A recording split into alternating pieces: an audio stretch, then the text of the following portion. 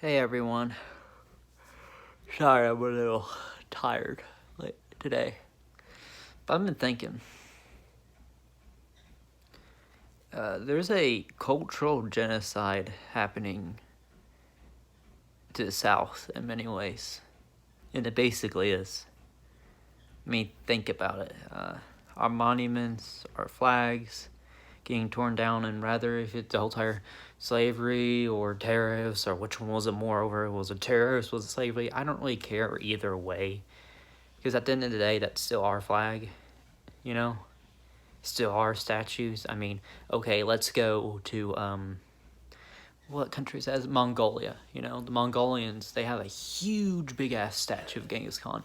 And Genghis Khan is responsible for the deaths of 60 million people. And then a fair percentage of the population of the world is related to him because of the thousands of concubines he's had. And I doubt all those sexual interactions were, how would you say, consensual.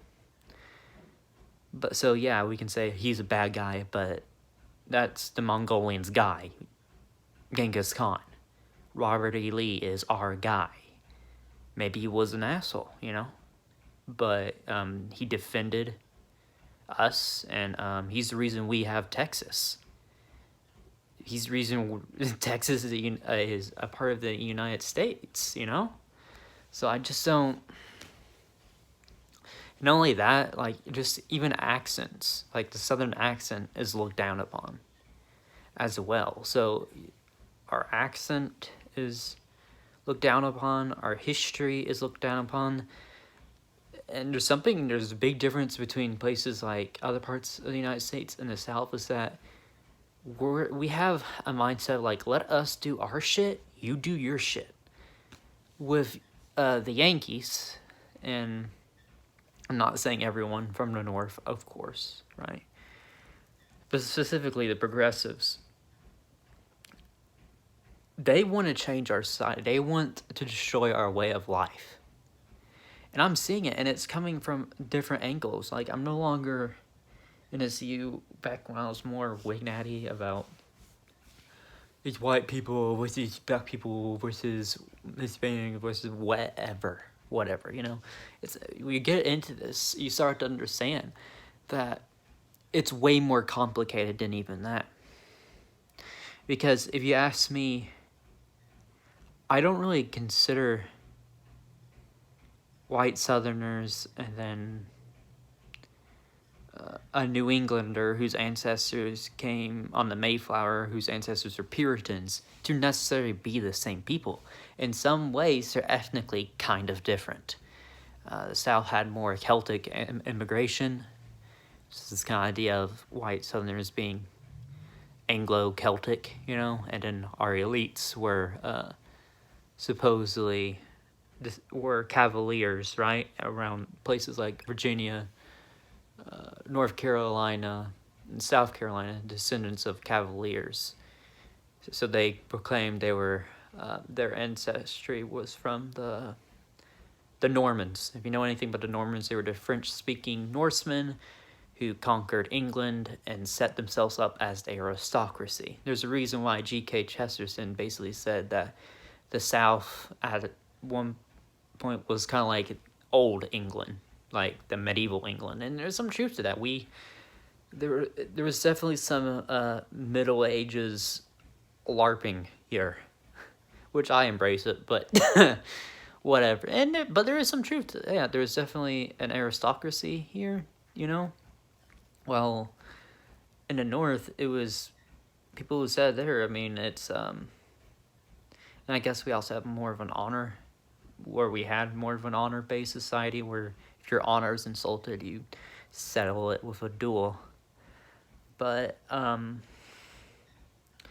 yeah, and just know that, like, I think there's 3 reasons. I think one is immigration. You know, all the populations moving here from like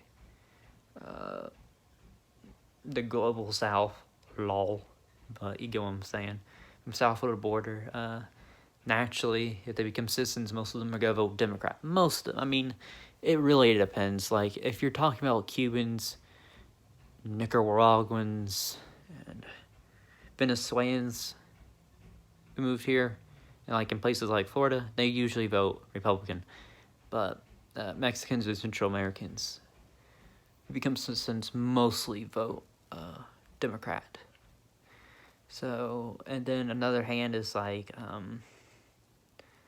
since I guess the Democrats are really trying to get African Americans to start voting more, you know, in places like Georgia, etc. So trying to get them out and vote, and most of them vote Democrat. But it's also like white people a lot as well, you know.